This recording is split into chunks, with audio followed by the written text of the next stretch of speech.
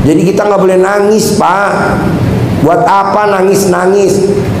Karena nggak ada ayatnya gini, Pak. Siapa yang nangis akan aku tambahkan lagi nikmatnya. Ada gak? Gak ada. Siapa yang mensyukuri nikmatku akan aku tambahkan lagi nikmatnya. Jadi disyukurin. Welcome to my channel, Zafatomudai.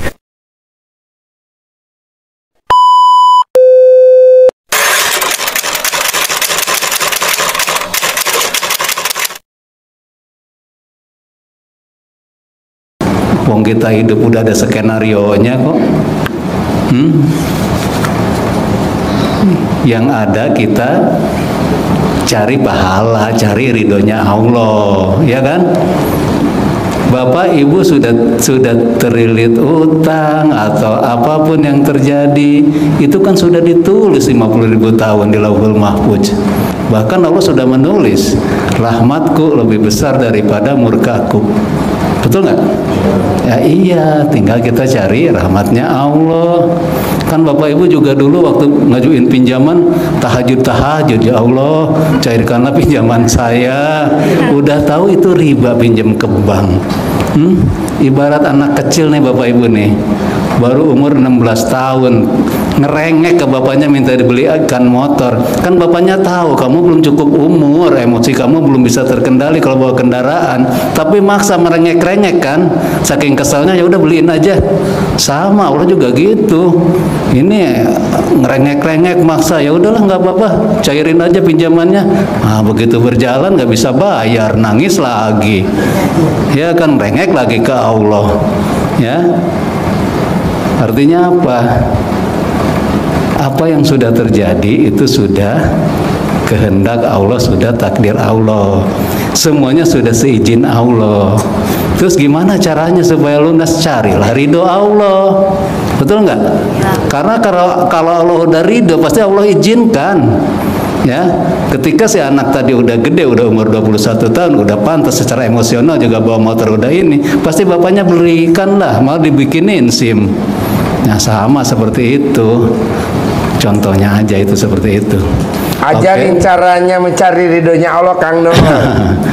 Oke, gimana cara mencari ridhonya Allah? Coba tanya dulu ke peserta, ada yang tahu? Apa yang diajarin di sini di RDAY? Suruh apa? Cari ridho Allah. Larinya ke ma'rifatullah, ya dong, mengenal Allah. Cara mencari ridho Allah, cara mencari ma'rifatullah itu ada dua cara. Satu dengan ibadah sosial, dengan ibadah ritual. Yang kedua dengan ibadah sosial. Kalau istilah Pak Haji, cari bikin Allah takjub, ya kan? Dengan cara mencari ridho Allah. Yang di sini yang diajarkan, Bapak Ibu bangun jam 00, ya. Terus suruh apa? Senyum 41 kali. Kenapa harus senyum? Senyum karena biar Ayo, harus tahu alasannya dong. Kenapa harus bangun jam 00? Biar bahagia. Kenapa harus senyum? Biar nggak stres. Nggak stres. Kenapa harus 41 kali selama 20 detik? Ayo, itu ada alasannya Pak. Nggak sembarangan Pak Haji juga ngasih ilmunya. Karena ketika kita tersenyum, awal kita bangun itu udah ibadah. Kan senyum itu ibadah. Ibadah ke siapa? Ya ke malaikat yang di sekitar kita. Kita ucap syukur, ya Allah, kita sudah diberi umur panjang, kita sudah bisa bangun ini, ya kan? Kenapa harus senyum 41 kali? Karena ketika Bapak Ibu tersenyum 41 kali, itu mengeluarkan hormon kebahagiaan. Kalau kita awal bangun aja udah bahagia, pasti ke siangnya juga kesananya kita berbahagia. Tapi kalau kita baru bangun aja udah ngedumel, udah ini, ya udah kesananya juga perjalanannya akan ini, ya kan? Terus apa? Habis senyum apa? Tanah dalam sudah Mandi ya, mandi. Mandi jam 00. Mandi ya, rangkaiannya dari itu, dari habis bangun tidur senyum, sebelum kaki menginjak ke ini senyum, mandi. Kenapa harus mandi jam 00? Itu juga ada alasannya. Kan selama ini kita berpikir Pak Haji kalau mandi malam-malam nanti rematik, encok katanya. Ya malam-malamnya itu jam berapa? Kalau di bawah jam 12 malam iya. Karena itu kan situasinya lain, energinya lain. Tapi kalau udah jam 00 itu justru disitulah air lagi murni-murninya, lagi bagus-bagusnya, ya. Itu banyak kok pembuktian kesehatan menunjukkan bahwa molekul air pada jam segitu lagi bagus-bagus. Makanya kalau untuk yang sakit-sakitan itu efektif sekali itu Pak. Yang sakit encok, yang sakit saraf kejepit, yang memang sakit metabolismenya kurang bagus kayak diabetes kayak apa, dengan mandi jam 00 pasti sembuh Pak. Ya. Saya Coba potong deh. ya. Silakan Pak Haji. Bukan hanya saraf kejepit yang mandi jam 00. Rekening kejepit, dompet kejepit juga sembuh. Sembuh. Coba buktiin. Iya. Ya. Rekening kejepit, Tahu nggak? dia dengan mandi jam 00 dia megar. Alat kelamin kejepit. Lanjut Kang Nur. Iya, alat kelamin kejepit nggak? Iya bener Pak Bu. Terus tadi Pak Haji bilang rekening kejepit, bener itu, karena kita dengan bangun jam 00 mandi, kan dulu ada istilah jangan bangun setelah ayam berkokok nanti rezekinya dipatok ayam. Nah, kan bener kan? Kalau kita bangunnya jam 00 ayam aja belum berkokok, berarti rezeki kita nggak dipatok ayam dong. Ya, oke. Apalagi tuh habis mandi jam 00. Kak Nur, izin. Apa tuh, Bu? Di pencerahan ini ya, kita harus satu persepsi dulu tentang riba. Nah, terkadang kan di beberapa kali YouTube-nya Pak Haji sering mengatakan bahwa kita mencari solusi tanpa riba. Nah, itu gimana? Misalkan nih seperti ini, kita sudah dalam kondisi kejepit nih, ada beberapa anugerah yang harus kita lunasin.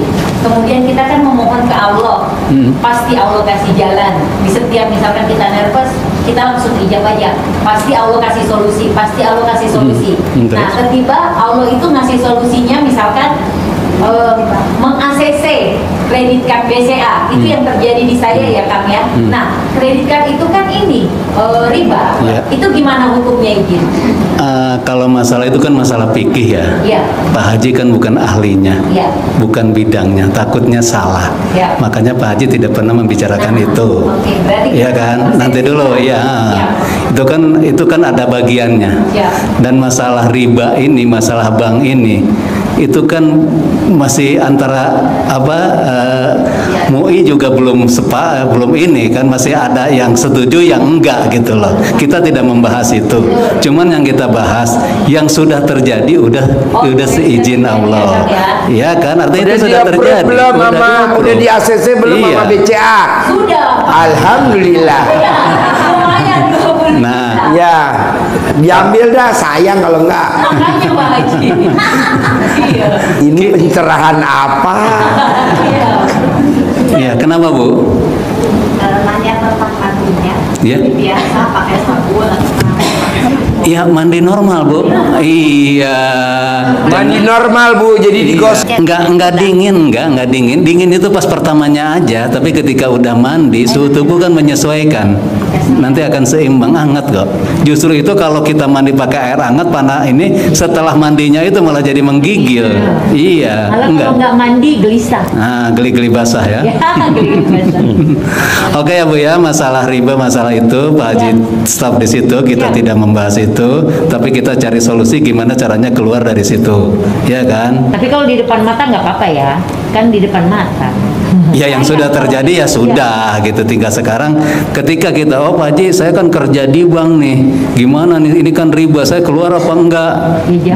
Nah itu kan suatu pilihan yang ini kan. Iya. Makanya Pak Haji juga tidak akan bilang oh kamu keluar karena itu riba Bapak. Pak Haji juga nggak se-ekstrim itu, tapi jalani dulu, syukuri dulu sampai nanti Allah memberikan jalan, ya kan? Misalnya nanti kamu ada orang modalin, kamu bisa usaha.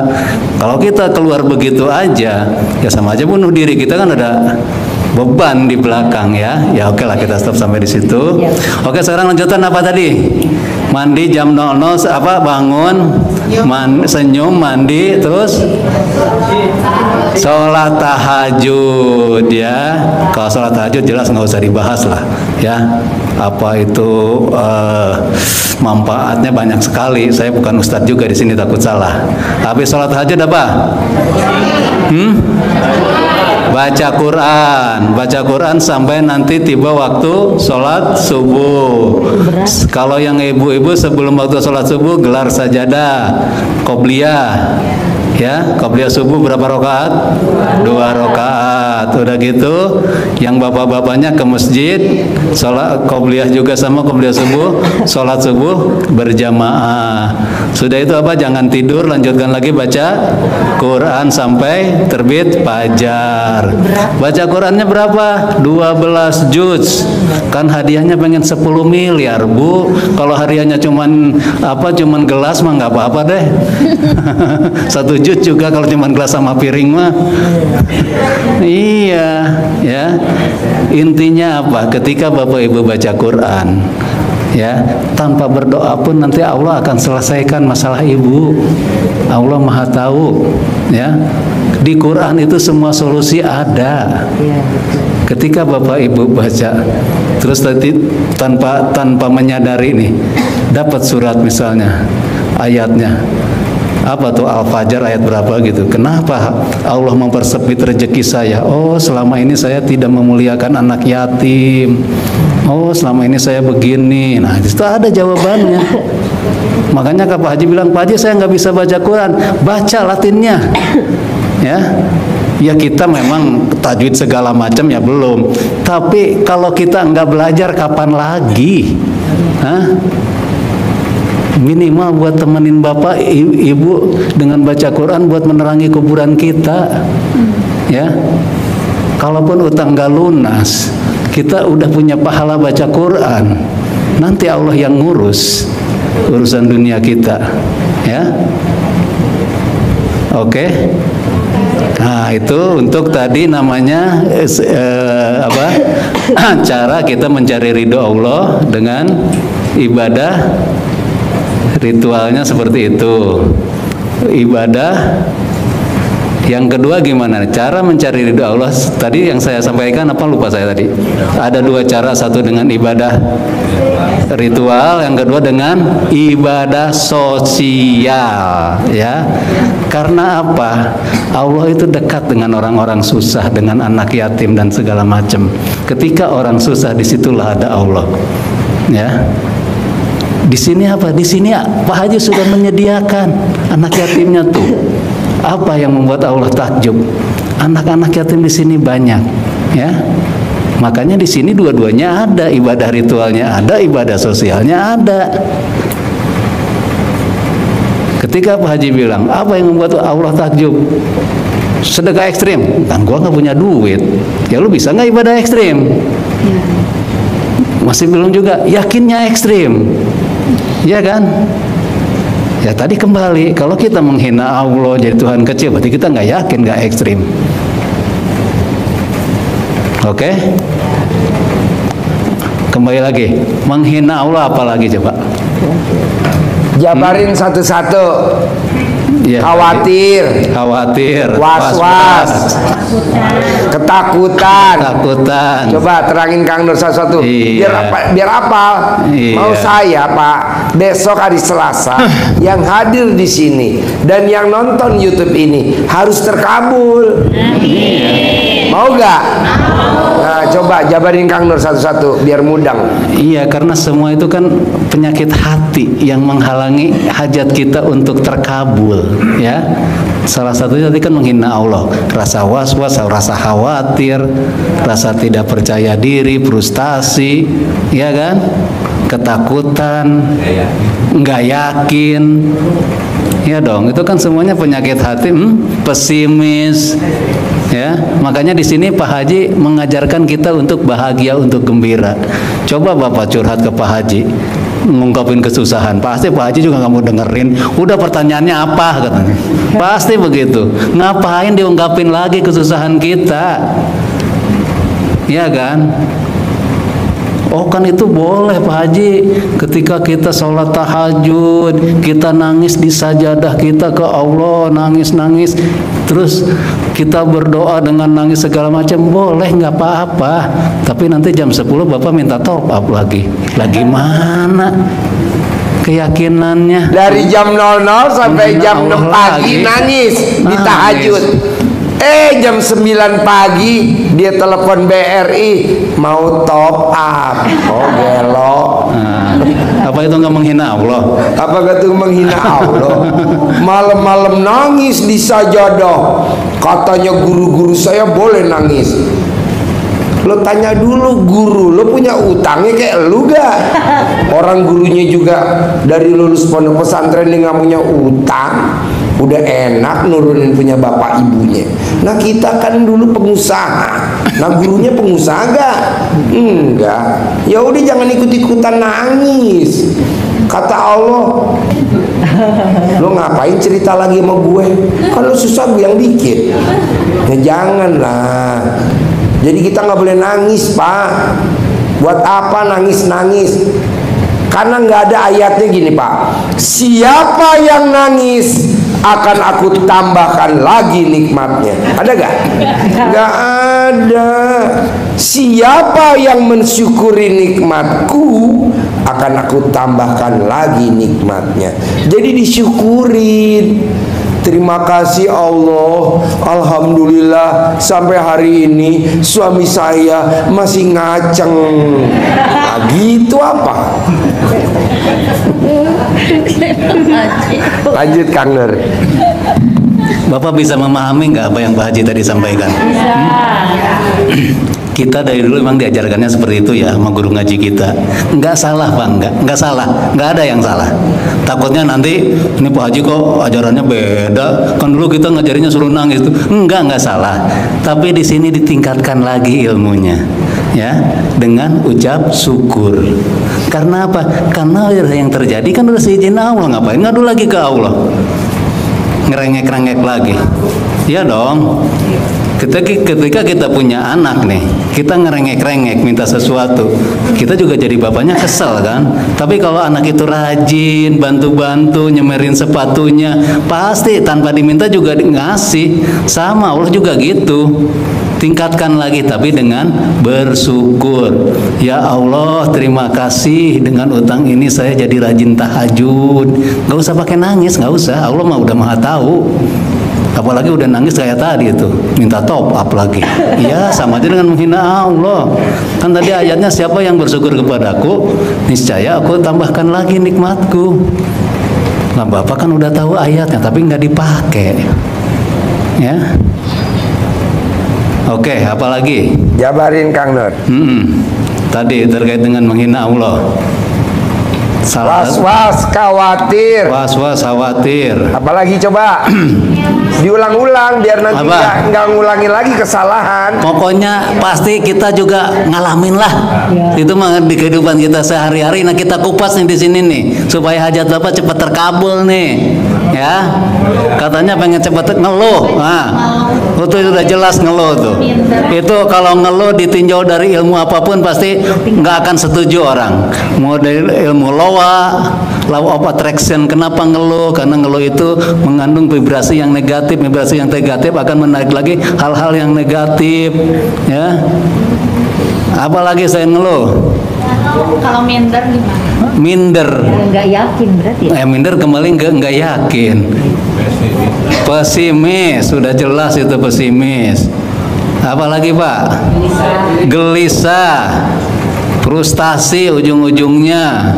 Ya, stres. Nah itu tingkat tinggi. Coba diapalin yang Kang Nur ucapin sama bapak-bapak tadi usulin, dia inget-inget dan besok pagi nggak boleh di apa ya dipraktekin, nggak boleh. Kalau udah tahu ilmunya ya kita belajar sedikit-sedikit sambil menerapkan ya. Ya itu tadi. Nah semuanya itu kan Pak Haji ngajarin ke 18 sifat itu. Ya, artinya apa? Kita ngejalani sendiri. Ya, ya sekarang contoh yang inilah. apa ketika kita macet atau apa, ngeluh ya, apapun, marah-marah, kita disalib orang, nyerempet karena kita ingat sifat 18. Oh iya, kita lagi punya hajat. Oh iya, lagi punya utang, pengen cepat lunas, kita punya hajat. Ibaratnya gede hajat apa gede jengkel, gede hajat atau gede ngeluh. Nah, kita kembali ke situ. Ibarat orang lagi puasa, Pak, nunggu sampai azan maghrib lah, ya, nggak boleh makan, nggak boleh minum, nggak boleh. Itu udah yang jelas, belum yang lainnya. Nah, sama ketika kita lagi punya hajat, nggak boleh jengkel. Ya itu pantangannya, kan hajatnya pengen terkabul. Makanya Pak Haji ngajarin 18 sifat larangan itu. Jangan lupa like, comment, dan subscribe. Ayah Bapak Ibu.